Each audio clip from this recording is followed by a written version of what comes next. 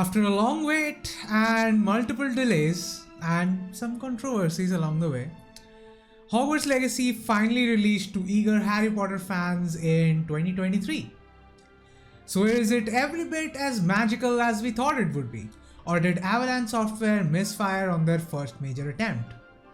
Well, after playing this game for well over 50 hours, I can tell you this for sure, they didn't misfire. They were actually pretty damn close to the bullseye on this one. However, there is a lot to explore when it comes to this game. There's a lot to praise and a hell of a lot to criticize. So for now, I'll be dividing this game into 5 categories. The story, the world, combat and gameplay, graphics and presentation, and performance. But before I go any further with this video though, I would like to tell you, the usual spiel. Subscribe and like the video if you like it. I mean, not like basically 5 or 10 people are going to watch the video, but for those 5 and 10 people, if you are not already subscribed, then do subscribe to my channel. That feels nice. So do that. And another point that I would like to highlight is that I actually finished this game 2 weeks ago. But then why is the review only coming out now? Well, that's because I stepped away from the game and I'm now revisiting the game after 2 weeks just to see if it still holds up after the initial hype. I have noticed in my past reviews that I tend to go very easy on the games when I review them immediately. So I decided to give myself some cooldown time, and that's why this review is coming out a little bit late. Now, let's start with the story. So if I had to use one word for the story, I would say meh. This game is very much marketed as an adventure where you will write your own story. Well, that claim doesn't really hold up, at least not for the main narrative. Hogwarts Legacy's best moment actually comes in its side quests. The side quests aren't really going to win Oscars, but they do help a lot in building up the world that we are exploring. It certainly gives a lot more context. I've heard a lot of criticism that you don't really feel like a student as various tasks from people or even professors have you go into the Forbidden Forest or do some wildly dangerous stuff. And to all of that, I would just like to calmly remind people that in literally the very first book, they go outside the castle at night, and their punishment for doing that is going to the Forbidden Forest at night. So yeah, I mean, combining that with the fact that Hogwarts also had a 3-headed dog in a relatively unguarded area, a gigantic snake, although that one's not really their fault, a tournament that they organized which does kill students. I mean, Cedric Diggory died because of Voldemort, but the tasks could have killed them. So yeah, there is a lot of activities in the brochure for Hogwarts which are very life-threatening in nature. So this is really not out of the ordinary for Hogwarts. This is really just fine. However, there is one thing I would like to point. Like when I first saw Hogwarts, I very much did feel that we would play the role of a student, and to some extent we do that. do. As I was saying that, yeah, while we do get some of that, this is really more of a Skyrim where you go to the magic school, where you go to one of the universities in Skyrim. This is just the place to be in Skyrim. Like if Skyrim had just one college where you spent most of your time, that would be this. The reason why I'm bringing up Skyrim is that the world in this game feels a lot like the world from Skyrim. The exploration in this game feels a lot like Skyrim, and I will get to that point. Meanwhile, the companion side quests, like these are different from just the general world side quests. The companion side quests actually have some genuinely interesting themes. Like especially the one starring Sebastian Salvo, and I know it was heavily marketed, and it's the one where you get to use dark magic. Which is cool, by the way. So yeah, in that storyline, it does explore some themes. It does explore the consequences of using those unforgivable curses. However, that does bring me to the cons. In the trailer, I saw our protagonist cast Avada Kedavra, and I immediately thought, well, there we go. I am going to be the bad evil wizard. But I wasn't. The game gives you an option to not learn the 3 unforgivable curses, but it forgives you very easily as you blast past the game casting Crucio on every other enemy. Seriously, the Dark Arts build is somewhat OP, I highly recommend it. Not just that, but you can use all manner of dark magic in front of your companions and even professors, and no one so much as makes a comment about it. Like, there is a section during the end of the game when I had unlocked Avada Kedavra. I am beside my professor, there are other professors there, I am using the killing curse and no one comments on it. This, in my opinion, is a huge missed opportunity.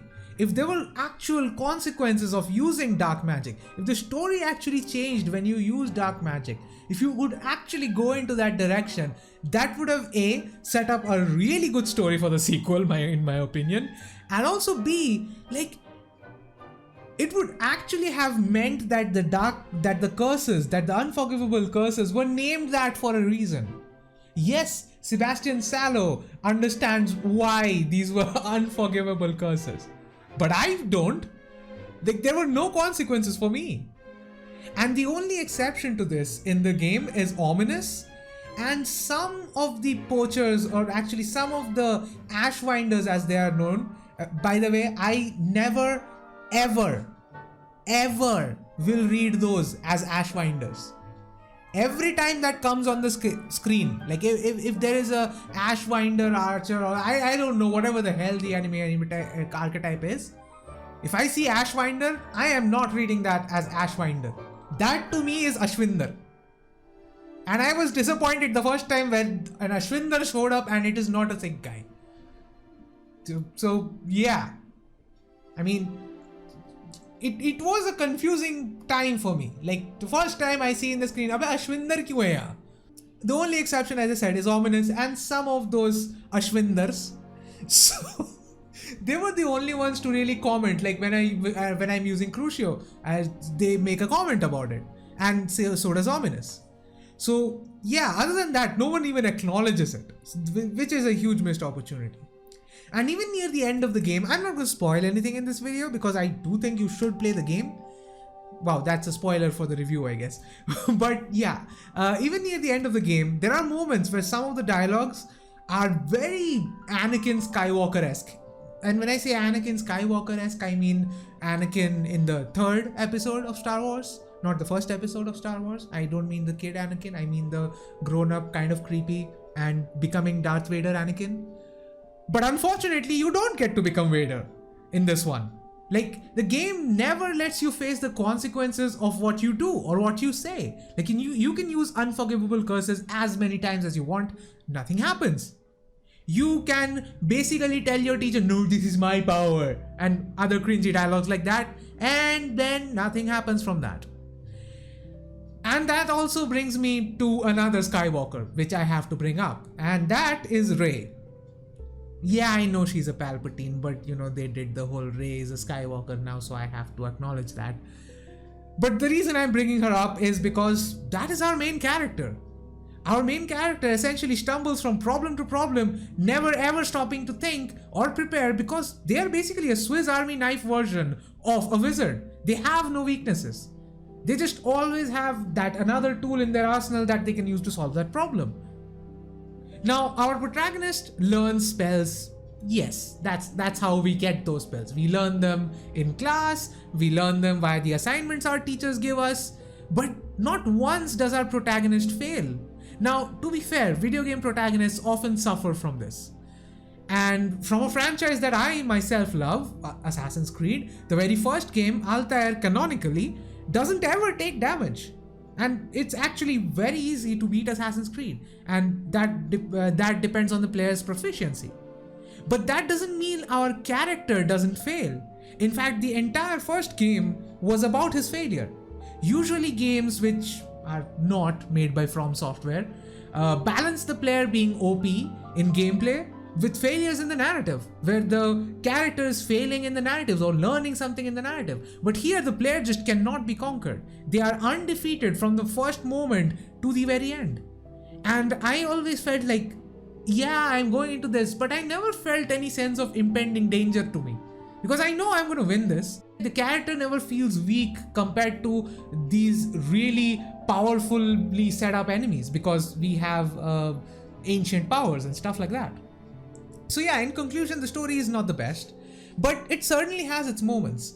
Simon Pegg, in my opinion, did a fantastic job as the Hogwarts headmaster, and that had me in stitches. Like, I am not going to spoil it again, and I'm not even going to show it here, because you need to see that for yourself. Look, the sequence essentially, you use the Polyjuice potion, and if you know the Harry Potter universe, you know what that potion does. And it's hilarious. That part was hilarious. And, you know, it's Simon Pegg. He's always hilarious. So that's not really unusual for him. And even the other teachers, like, it's not like he alone did the good voice acting job. Every teacher was generally good. The facial animations, in my opinion, were decent in the major cutscenes, but I'll get to that later. But the one thing I will warn you about is that even though the main character is sufficiently well voice acted, do not change the voice pitch of your character, because even now, as of me saying it, it is bugged and it will make your character sound robotic. So do not use that option when you are using character creation. Just use the default voice option, it's good enough, and just move on with it. And from that, we move on to the world. Now this is where the game truly shines. I expected Hogwarts to take the center stage here, and to some extent it does do that, but areas surrounding Hogwarts are just as fun and rewarding to explore. There's almost a Skyrim-like feeling, as I've said before. Like, when you start exploring, especially the way I did it, like, I used the HUD for basically an hour before turning every element of the HUD off. I did not have the combat HUD, I did not have the exploration HUD, even the on-screen markers were removed. What I used for pathfinding was that spell, which essentially gives you sort of a golden line to follow. That's what I was using, and I felt like that is really immersive in a world, because we are talking about magic. So a page flying off and leaving a trail feels like a really good, like, it just fits in with the world. It doesn't look out of place. So for me, that was a very immersive experience. And when I started doing that, I spent a lot of time just forgetting about the main story and just doing the side quests, just roaming around the world, finding people, finding their problems, and trying to solve them. And that honestly made me feel a lot like I was playing Skyrim, a lot more like I was playing Skyrim, like a very wizarding version of Skyrim. I mean, Skyrim also has wizards because we can use magic. There is also literally a college dedicated to magic. So yeah, basically I felt like I was in Skyrim. But if Skyrim was set in England, so yeah, there's that. So in that point, like, the world itself, it's very immersive, it is very detailed, and I have to praise the dev team for bringing such a beautiful, detailed world to life. They really hit it out of the park with both the castle and the surrounding areas, even though it does run into some technical issues, which I will get to later. Now, going beyond just the details, like, there are some touches that I would love to mention. And, you know, these are some just little things that makes this world feel more magical to me. But wildlife just generally going about their business, or the streets of Hogsmeade, or the chests with those really creepy eyes. I mean, just going invisible and looting them, and then seeing them really shocked, waving their arms around and trying to just see what the hell happened, and then becoming really sad. That was so good. And I love the amount of detail that is being put into the game. Like, this is not something big, like every one of those eye chests do this, but it is really, really cool that it is there in the game. Like, they easily could have just opened it, that was it. They didn't have to do it, but they're just the small touches. That's really what makes this world stand out. The world itself, it's big, but it's not too big. I feel like this is just about the right size, considering our general speed in terms of our flight. I was about to say operators, but not flight operators. I meant flight options. So, like, we can go in a broom, we can go on a mount, so a hippogriff or thestrals. So, considering the options that we have in terms of our mounts, the world is just big enough that I never felt like I was going on and on and on with no content in between, like a certain Assassin's Creed game that I won't mention. So yeah, the world here is sufficiently populated with very decent content. Now that doesn't mean I haven't run into some very kind of cut-pasted objectives where there are just random poachers in the world, or random Ashwindars in the world, or random goblins in the world. Like there are groups of these enemy archetypes who are there in some camps that we do need to clear out. Those are there. There are some dungeons, there are combat arenas, and honestly, while exploring and stumbling into this, I never really felt like it was repetitive or tedious. But that is thanks to this game having some excellent spellcasting combat. Now, yes, it probably will get repetitive the more I do it. Maybe because I only did it for like 40-50 hours, it's not as repetitive as it would have felt if I had done it for 100 hours. Now let's move on to combat and gameplay. I mentioned that exploration in this game almost feels Skyrim-esque. I've said this like 2 times, 3 times now. But the combat is not that. The combat, no, is very much a highlight for this game. From the initial trailers, it just looked like it was going to be us standing and button mashing, but it is anything but that. First off, you actually have to learn spells, which you can do by completing the additional tasks made available to you by the teachers. And some spells are learned as part of those quests, and I feel like that is a fantastic idea. It actually makes you feel like you are learning something. And it makes you feel like you are actually putting in some effort in the process of learning something. But it also serves another purpose. Like if you will notice that most of these tasks is, oh, go brew this potion, or go collect this plant seed, or like go grow this plant, or collect this plant, or use this plant in combat, and go try and rescue, capture these beasts.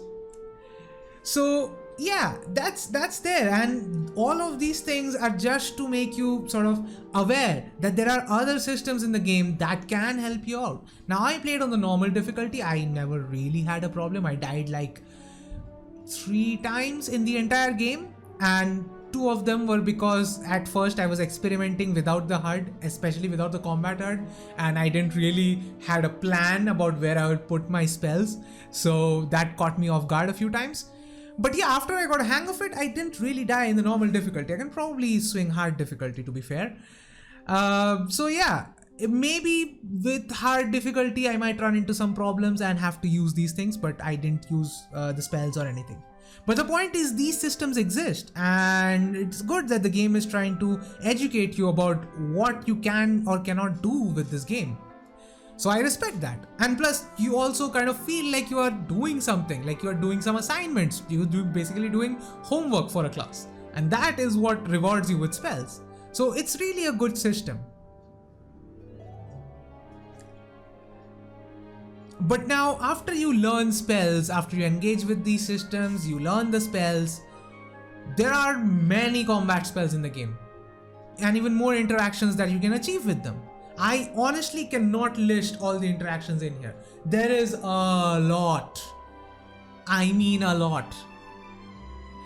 Not to mention, I have, as I've said before, I have my spell and the health hard elements off. And trust me, you should play it like that. Like, it is not as daunting as it might seem when I'm saying it. Like, trust me, I suck at most things. I suck at this as well. It's actually pretty easy once you get a hang of it. So yeah, try that actually. But yeah, what I was going for was, honestly, you don't need to look. Once you get into the flow of the spell casting, you just know where all your spells are. However, it does help to sort of sort your spells into specific categories. Now, as you start off the game, you will only have access to one spell wheel where you can sort of have 4 spells equipped. Now, 4 spells doesn't sound that much, and honestly it isn't that much because this game has so many spells and so many interactions. So yeah, it isn't much. So my first advice to you is, as soon as you get access to the talents, which is part of a story mission, you will get there, get more spell wheels. That is the first thing you should get. The moment you go ahead and unlock your talents, go get the spell wheels first. You will have 2 spell wheels immediately available to you, which will get your total to a 3, which is fine till like mid game.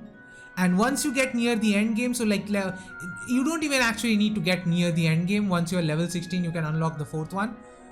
Yes, immediately unlock those because it is very useful. You do not want to be in a position where you're constantly switching out spells trying to take down a particular enemy. And also one more thing I would like to add to that is keep an eye out on the dueling feats. You will see dueling feats every time you get into combat. Like even when you have finished all the dueling feats that you can possibly need in the game, you have unlocked everything, even then it will still show up on your screen, and do pay attention to it because I learned about a lot of hidden interactions from that. Like I didn't even know you could do half of this stuff because the game never explicitly tells you. It just shows in that dueling feat that, oh, you can like use Defender to slice a frozen enemy.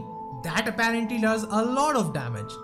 Or you can flip a duck bog on its back by using, what was it again? Levioso. Yeah, Levioso when he is about to pull his tongue out. And then when he's in the air, you can use Defender to chop it off. Like those are genuinely things that you can do, and that will actually help your combat. No, seriously, that will reduce the amount of time you're in combat by a lot once you actually know how these interactions work. So before going any further though, I would say there are 6 categories of spell. There is control, there is force, there is damage, there is unforgivable curses. Now these are all the standard spells that you're going to need in the combat. So control are the yellow spells in the spell wheel, and they have different interactions. But most important is, since they are yellow, casting them will break yellow shields. Now we move on to the force ones. So if you have a force spell, if you have someone has purple shields, use a force spell like Accio or Depulso. If someone has red shields, use damage spells like Confringo or Expelliarmus. And Expelliarmus is also one of my favorite spells in the game because there is a perk in the game that makes it so that once you cast Expelliarmus, it actually makes the enemy cursed, which plays very well into the OP dark spells build that I was talking about. That is one. And the other one is you can also get a perk where you can disarm an enemy, pick their weapon midair and throw it back at them for even more damage. So it is one of the coolest interactions in the game, and I love doing it. Then there are the unforgivable curses, which in my opinion, please do unlock them because there is absolutely no consequence to you not unlocking them. You can always get them, and honestly, yeah, get Imperio Crucio and Avada Kedavra because they are fantastic spells for the gameplay. Not so much for the enemies that you're killing. Now we move on to the 2 other categories of spells, which is utility and transfiguration. They are mostly used for various environment interactions. Disillusionment is used for stealth, Lumos is for light, and transfiguration spells are mostly just for the room of requirement stuff. As for the general gameplay, honestly, I have touched a little bit before with the potion making, with the plant growing, with the beast taming, with the beast breeding. There is a lot to do here, and honestly, I didn't really engage in any of it. And I've played this game for 50 hours. It's just how I play games in general. I don't do these sort of stuff. But yeah, there are a lot of subsystems. There is something you can find here. Like, there is something you will love here. I can almost guarantee it. Now, there is, of course, the Make PETA Mad mode, which I was talking about, where you rescue beasts from poachers and then farm them from resources. Yeah, that might not be the most moral thing to do. So, you get the picture. So, now there are many systems working together in almost like a Ubisoft game fashion. Like, if you look at, like, I don't know, I have already mentioned this like 3 times in the video, say Assassin's Creed. It has a lot of systems working in the game. But where it differs from a Ubisoft game is that there is actually some amount of thought put into it.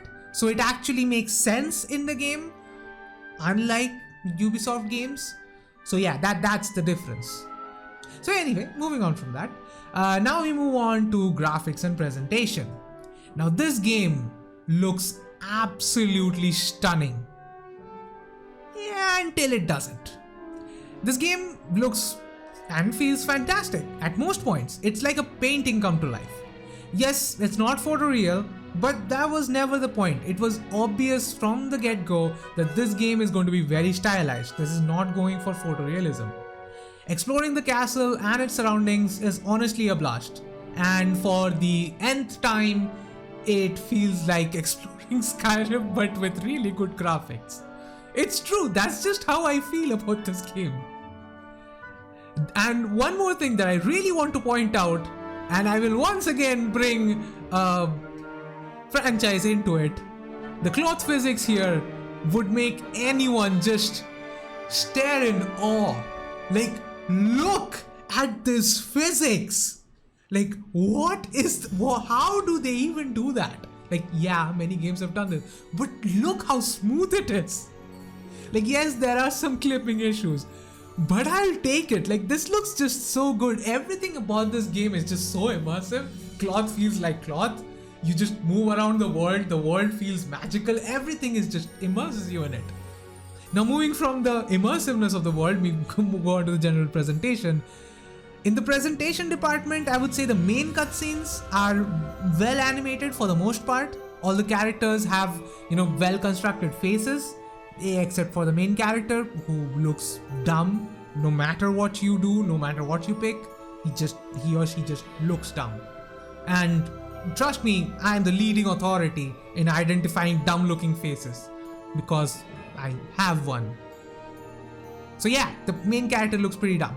But also, it's not the best outside of the main cutscenes. Like, you can see that whenever it's a sort of a small conversation between two characters towards the side, yeah, the lip sync is there, but like it's not that well animated.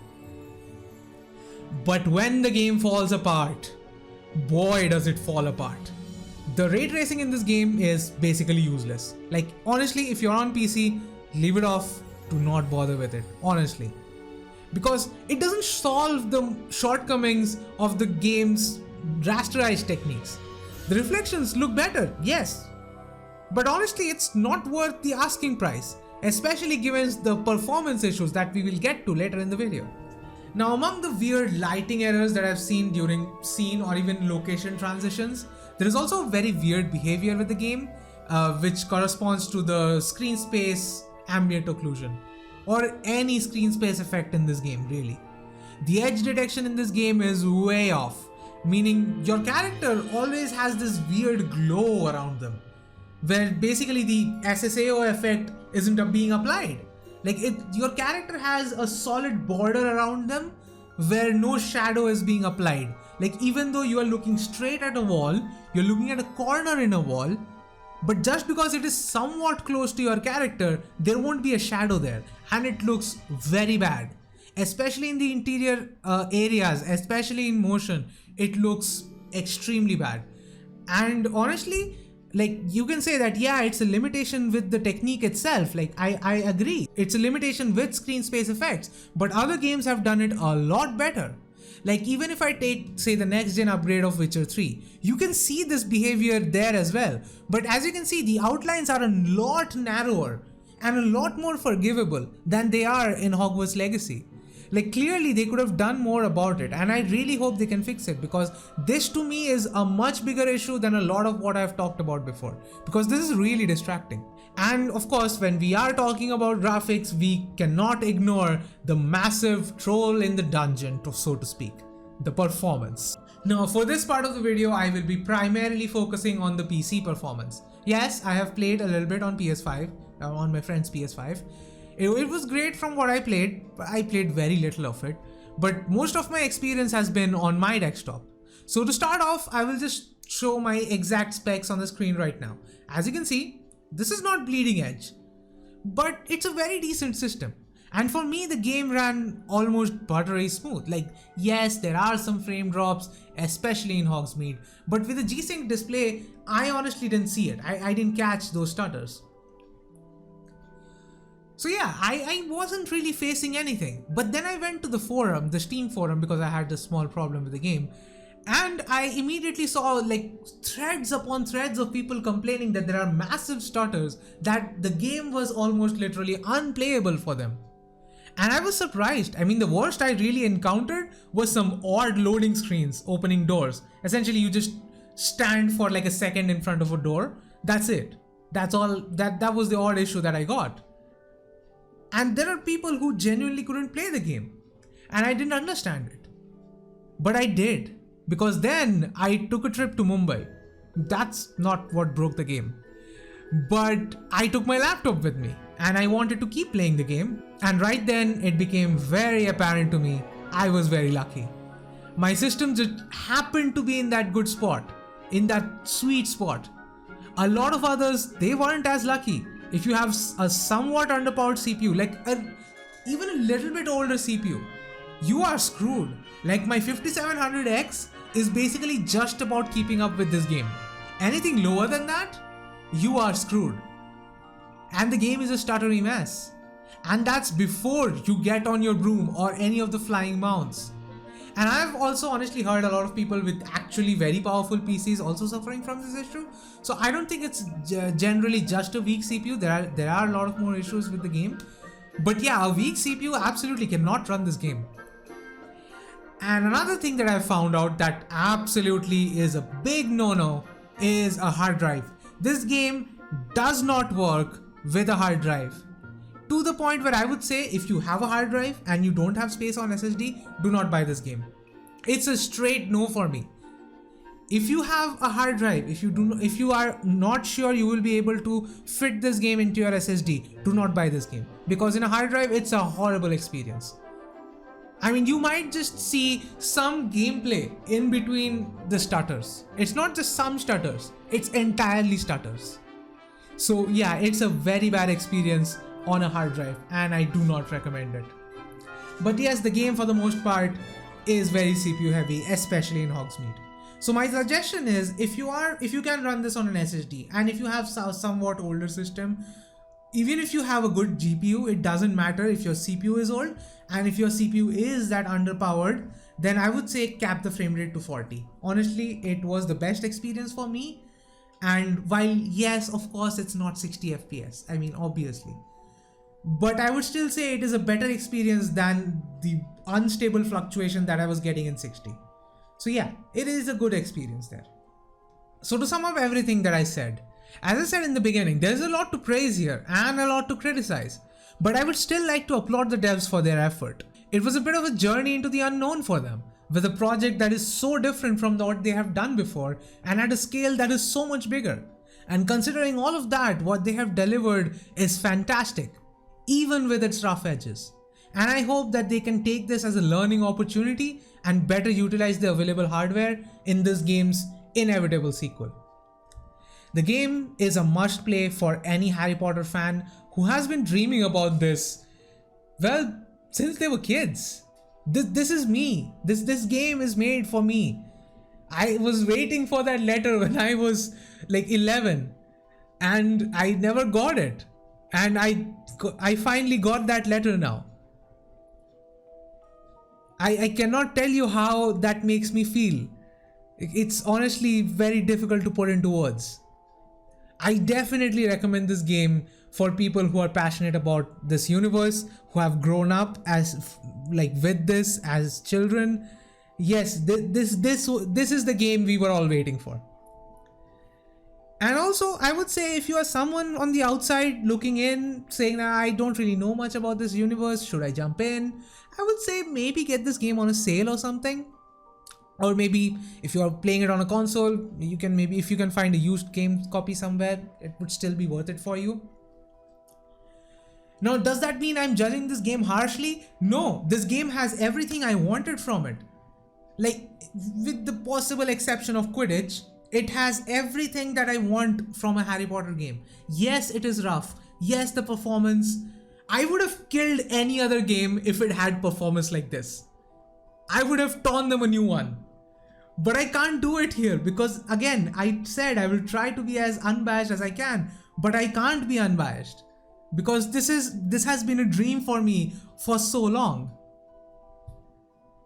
But unfortunately, there's an elephant in the room, and I've been ignoring that since the beginning of this video. That elephant is named J.K. Rowling. No, she's not an elephant. She's just a woman who created this universe. And this woman has gone on a bender for quite some years now, and she essentially is trying to deny trans people their rights. And her position and influence would leave trans people justifiably upset. Unfortunately, all of this has led to some of the worst discourse surrounding this game that I have ever seen. Trans people were calling for a boycott for this game. I don't agree with the sentiment, but I understand their position regardless.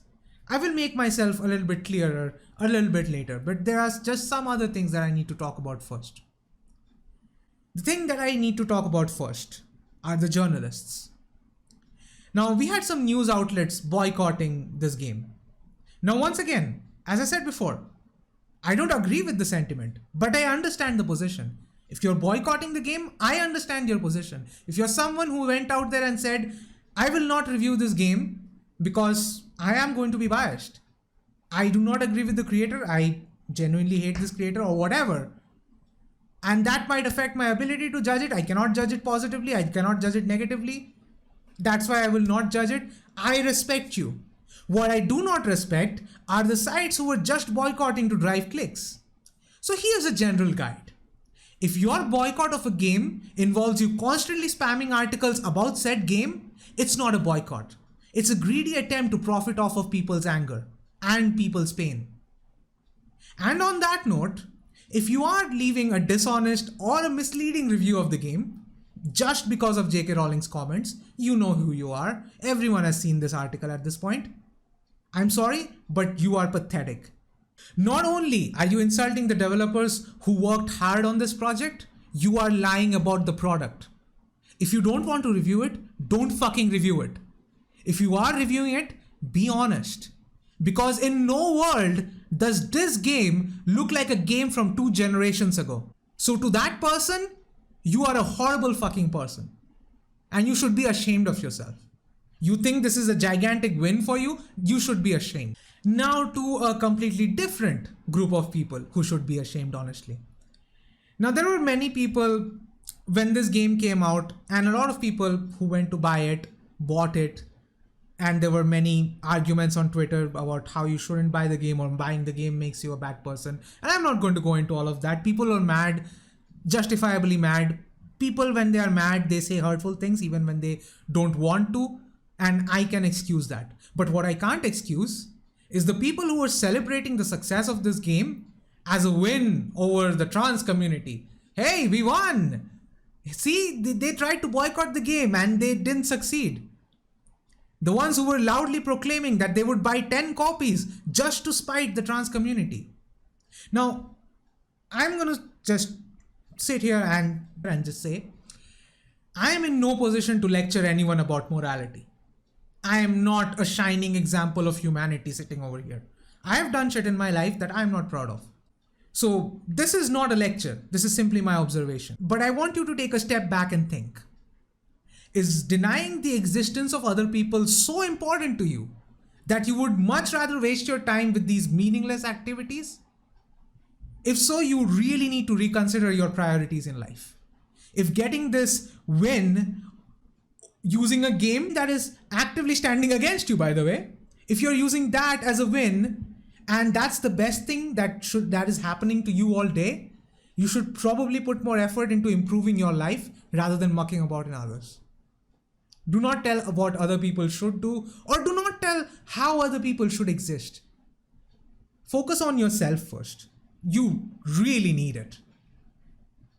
And as for the game benefiting J.K. Rowling, now this is where I said that I will justify my stance. So this is my justification. She's a millionaire. This is a mere drop in the bucket for her. She wasn't involved in making this game, and it is very clear, as I've said before, that the developers don't agree with her sentiments either. Now, could I have not played this game? Yes, absolutely. It's very easy to not spend the $60. Would it affect J.K. Rowling in the slightest? Absolutely not. In fact, if anything, It is giving her the satisfaction that I am the one denying myself the experience of the game that I have dreamed about since I was a little kid. I am the loser in this scenario, not her. If anything, it's an ego boost for her. It's validating her further that yeah, you want to boycott it? Go fucking boycott it. I don't care. I'm still getting the money. You, however, are not getting the experience that you have craved for decades now. So in summary, I'm not willing to lose. And so I chose to spend my money in this game. I chose to play it. And I chose to keep my own beliefs alive.